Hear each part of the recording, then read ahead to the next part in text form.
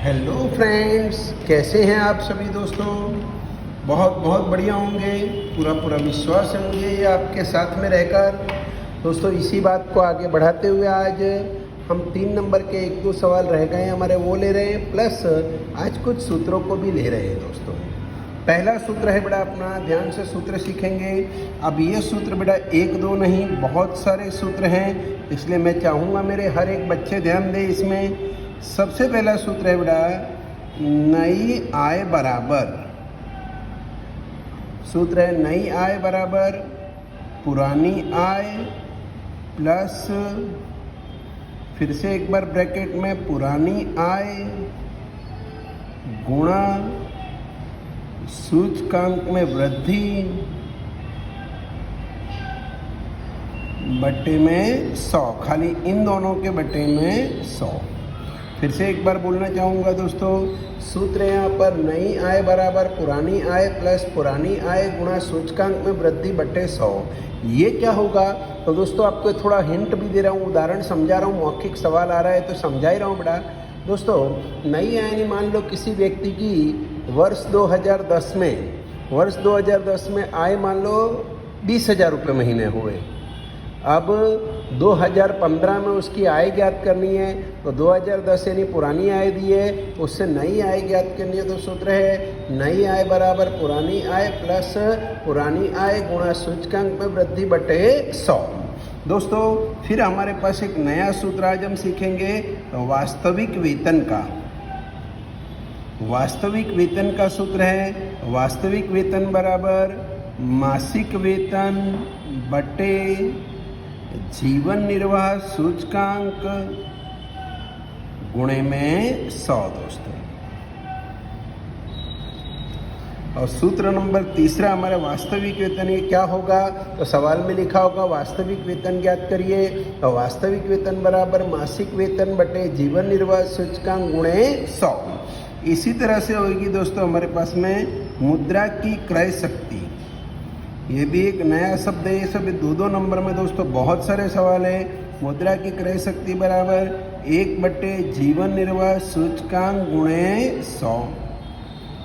दोस्तों, आज ये तीनों सूत्र के आधार पर हमको 2 सवाल सीखने हैं। फिर से एक बार सूत्र बोलूँगा आपको बेटा, आप लिख लें स्टॉप करके वीडियो, और बाद में बेटा इसको लिखते रहें सूत्र, क्योंकि बहुत सारे जब सूत्र भेगे हो जाते हैं तो तकलीफ पड़ती है।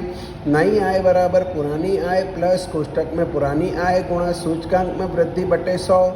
वास्तविक वेतन बराबर मासिक वेतन बटे जीवन निर्वाह सूचकांक गुणे 100। मुद्रा की क्रय शक्ति बराबर 1 बटे जीवन निर्वाह सूचकांक गुणे 100। दोस्तों, ये थोड़ा सा तीनों सूत्र आज याद रखेंगे और सीखेंगे। दोस्तों, यहाँ पर देख सकते हो आप, हमने स्वाध्याय 1.4 में हमने पहला ही प्रश्न छोड़ दिया था। तो पहला प्रश्न क्यों छोड़ा था उसको हम जरा देख लें। यहाँ क्या लिखा है, निम्न पर से जीवन निर्वाह खर्च में कितने प्रतिशत परिवर्तन हुआ ये बताएं। यानी दोस्तों, जीवन निर्वाह खर्च में क्या परिवर्तन हुआ वो बताना है। उस सूचकांक को ज्ञात करें, और यदि वर्ष 2013 दौरान किसी परिवार की खर्च पात्र आय 15,000 रुपये हो तो वर्ष 2015 के दौरान आवश्यक खर्च पात्र आय का अनुमान ज्ञात कीजिए। ये हम बाद में करेंगे। पहले हमें कहा है जीवन निर्वाह खर्च का सूचकांक ज्ञात करिए। यहाँ दोस्तों मुझे भार दिया है, यानी आप जानते W है। ये 2013 में खर्च है, ये 2015 में खर्च है। अब ये पुराना खर्च यानी पुराना मूल्य है, तो इसे मैंने P0 कहा, ये मेरा P1 हो गया। क्योंकि यहाँ पर दोस्तों W दिया हुआ है, तो मैं और आप दोस्तों इसके अंदर सूत्र लगाएंगे, जीवन निर्वाह सूचकांक का पारिवारिक अंदाज पत्र वाला सूत्र। क्योंकि W दिया है तो IW वाला सूत्र ही लगेगा, सिग्मा IW बट्टे सिग्मा W। सर प्रॉब्लम है यहाँ आई नहीं है, तो आई नहीं है तो पहले आप आई ज्ञात कर ले, P1 बट्टे P0 गुणे 100 करके। दोस्तों, इसमें इसका भाग देके 100 का गुणा करेंगे, 3900 बट्टे 3000 गुणे 100 कर ले, 130 आ गया दोस्तों। 1850 बट्टे 1450 गुणे 100 किया, 1850 भागे 1450 गुणे 100 दोस्तों। उत्तर आ चुका है मेरे 127.59, 69 नहीं 59। 2400 बट्टे 15 गुणे 100 करेंगे, 160 शायद आ जाएगा मेरा यस। 600 बटे 900 गुणे 100 करेंगे दोस्तों 150 आ जाएगा। 1920 बटे 1600 करेंगे, गुणे 100 कर देंगे, 120 आ गया दोस्तों। आई तैयार हो गया, डब्ल्यू तो दिया ही है। अब यहाँ सूत्र लगा आई डब्ल्यू का। आई डब्ल्यू का सूत्र यानी इन दोनों का गुणा कर देते दोस्तों हम 130 गुणे 45 बराबर, यह आ चुका है दोस्तों 5850। 127.59 में 15 का गुणा किया, 127.59 multiply by 15 is equal to दोस्तों 1913.85 आ गया, 1913.85 आ गया दोस्तों। 10 का इससे गुणा किया 1600 आ गया दोस्तों। 20 का इस गुणा किया 3000 आ गया दोस्तों। 10 का इससे गुणा किया 1200 आ गया। सबको जोड़ लेते हैं दोस्तों हम लोग। आई डब्ल्यू का जोड़ कर रहे हैं। आई डब्ल्यू का जोड़ है 5850 प्लस 1913.85 प्लस 1600 प्लस 3000 प्लस 1200 दोस्तों। टोटल आ चुका है 135 ठीक है दोस्तों। अब जो भी उत्तर आया यहाँ लिखा है 113,563.85 बट्टे सिग्मा डब्ल्यू, डब्ल्यू का जोड़ के 60 70 90 और ये कितना हो गया दोस्तों 100 का भाग दे दिया दोस्तों 135.64 इसका सूचकांक आया। खाली सूचकांक ज्ञात करना होता तो बात खराब हो जाती। लिखा है कितने प्रतिशत परिवर्तन हुआ, तो परिवर्तन यानी वृद्धि हुई, तो यहाँ लिखेंगे जीवन निर्वाह सूचकांक में वृद्धि बराबर दोस्तों 135.64 माइनस 100 बराबर 35.64% की वृद्धि हुई। खाली इतना होता तो हो जाता। अब जो मेन टॉपिक है वो अब नीचे सिखा रहा हूँ, ध्यान दीजिए। कहा है यदि वर्ष 2013 के दौरान एक परिवार की औसत आय 15,000 रुपये है। 2013 यानी पुरानी आय। पुरानी आय दोस्तों किसी समय में 2013 में कोई परिवार 15,000 कमाता था, तो वर्ष 2015 के दौरान उसकी आय का अनुमान ज्ञात करो। यानी 2013 की आय यानी पुरानी आय दे दी हमको, 2015 यानी नई आय ज्ञात करनी है। अब भी हमने अपने दोस्तों सूत्र सीखा। क्या सूत्र था याद करें, नई आय बराबर, सूत्र याद रखना होगा आपको बेटा, पुरानी आय प्लस कोष्टक में पुरानी आय गुणे सूचकांक में वृद्धि, और इन दोनों को बटे में आ गया अपना 100 दोस्तों। चलिए पुरानी आय दोस्तों कितने रुपए है, 15,000 रुपये पुरानी आय है, प्लस फिर से पुरानी आय यानी 15,000 गुणे सूचकांक में वृद्धि। तो दोस्तों सूचकांक में कितनी वृद्धि हुई है, 35.64% की हुई, तो 35.64 बटे में लगाया दोस्तों मैंने 100।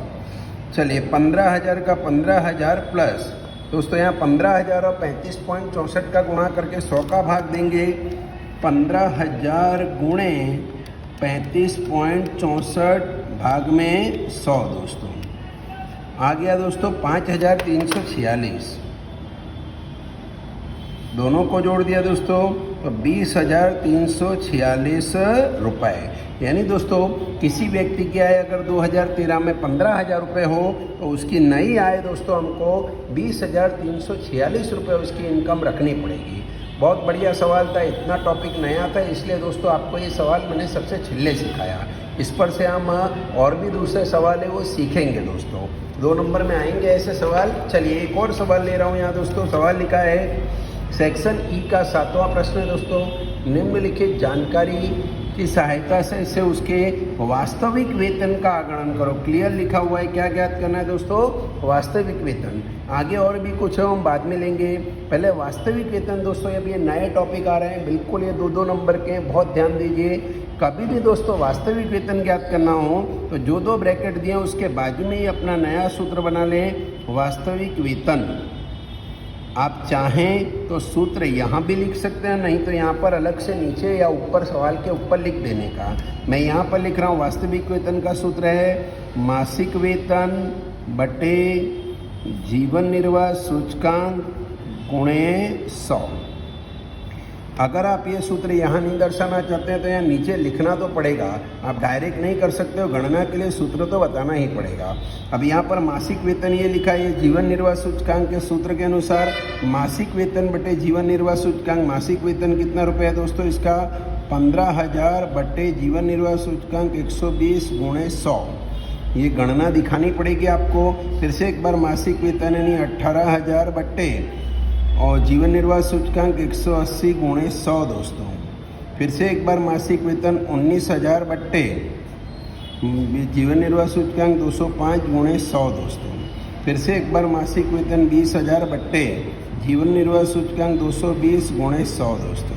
फिर से एक बार मासिक वेतन 22,000 बट्टे जीवन निर्वाह सूचकांक 235 गुणे 100 दोस्तों, जो भी आएगा देखा जाएगा। फिर से एक बार मासिक वेतन 25,000 बट्टे जीवन निर्वाह सूचकांक 260 गुणे 100 दोस्तों। अब ये जो गुणा लिखा है बेटा, अब इनके गुणा भाग आपको करके भाग डायरेक्ट उत्तर लिखना है। यहाँ दोस्तों मैं कर रहा हूँ 15,000 भागे 120 गुणे 100, उत्तर आ गया दोस्तों मेरा 125। इसी तरह से 18,000 बटे 180 गुणे 100 करेंगे, 100 आ जाएगा इसका पूरा दोस्तों।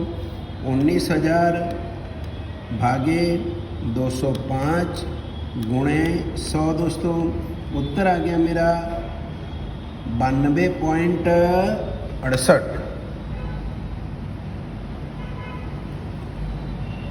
फिर से एक बार वास्तविक वेतन बराबर मासिक वेतन बटे जीवन निर्वाह सूचकांक गुणे 100, तो ये आएगा दोस्तों हमारा वास्तविक वेतन ये था, जीवन निर्वाह सूचकांक गुणे 100 कर लिया दोस्तों, उत्तर हो गया।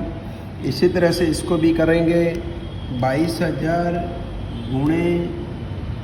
भागे 20,000 भाग में है 220 गुणे 100 करेंगे दोस्तों, उत्तर आ गया 90.90। यहाँ दोस्तों 22,000 भागे 235 गुणे 100 कर देंगे दोस्तों, उत्तर आ गया दोस्तों मेरा 93.62 दोस्तों। इसी तरह से 25,000 भागे 260 गुणे 100 किया दोस्तों। अरे दोस्तों उत्तर में गलती हुई है, 9,600 भाग में 100 का गुणा करना मैं भूल जा रहा हूँ दोस्तों, 9,615.38, ये सब भाग गलत है दोस्तों। ये भाग फिर से चेक कर रहा हूँ, 15,000 भागे 120 गुणे 100 करना भूल जा रहा हूँ दोस्तों मैं, ये 12,500 आएगा, सॉरी दोस्तों। इसी तरह से 18,000 भागे 180 गुणे 100 कर दूंगा दोस्तों, उत्तर आएगा 10,000। यहाँ भी दोस्तों मेरे से गलती हुई, 19,000 भागे 205 गुणे 100 करना भूल रहा हूँ दोस्तों, उत्तर आ गया 9,268.29। यहाँ दोस्तों 20,000 भागे 220 गुणे 100 करना भूल जा रहा था दोस्तों, उत्तर आ रहा है 90.91। सेम टू सेम दोस्तों 22,000 भागे 235 गुणे 100 दोस्तों, ये हो गया 9,661.70। ये दोस्तों मैंने वास्तविक वेतन ज्ञात किए। सॉरी, गणना में थोड़ी गलती हो गई, सॉरी दोस्तों, आप खुद गणना करेंगे आ ही जाएगा। ये तो केवल वास्तविक वेतन हो तो इतना ही करना है, बात पूरी हो गई। 2 नंबर का सवाल है, खाली सूत्र का महत्व है, सवाल में कुछ भी नहीं है दोस्तों। अब यहाँ पर आगे एक वस्तु और मांगी है, मांगी हो तो ही करना। वर्ष 2008 को आधार वर्ष लेकर 2015 के लिए मुद्रा की क्रय शक्ति ज्ञात करें। दोस्तों ये नया टॉपिक है, हमको आपको याद है मुद्रा की क्रय शक्ति का सूत्र, मुद्रा की क्रय शक्ति बराबर 1 बटे जीवन निर्वाह सूचकांक गुणे 100 दोस्तों। सर ये 1 बटे जीवन निर्वाह सूचकांक में किसे मानूं यानी दोस्तों, तो सर इतने सारे जीवन निर्वाह कौन सा लूँ, तो क्लियर लिखा है 2015 के लिए, तो 2015 का जीवन निर्वाह सूचकांक लिया 260 गुणे 100 दोस्तों। 1 में 260 का भाग देके 100 का गुणा करेंगे, 1 भागे 260 गुणे 100 दोस्तों। मेरा उत्तर आ चुका है 0.38। यहाँ लिख दिया दोस्तों मैंने 0.38। बहुत सिंपल सी बात है, ये सूत्र बहुत ही सिंपल है। ये 1 नंबर के सवाल में ये काम आएगा, 2 नंबर के अंदर ये है। आज आपको 2 सवाल दे रहा हूँ। एक तो दोस्तों पहला जो मैंने किया था वही वापस से दे रहा हूँ, और इस सेक्शन ई के 7वें जैसा एक और सवाल आपको मैं होमवर्क में दे रहा हूँ, जिसमें केवल वास्तविक वेतन ज्ञात करना और कुछ भी करना नहीं है। दोस्तों आप शांति से कीजिए, बिल्कुल शांति मगज से बेटा। अब बहुत सारे सूत्र आने वाले, कल भी ढेरों सूत्र हैं, यानी सूत्रों की कमी अब नहीं होगी बेटा। 2 नंबर में इस पार्ट में बहुत ज़्यादा सूत्र हैं, इसलिए आपको बहुत धीरे धीरे इसको समझना है। Thank you friends.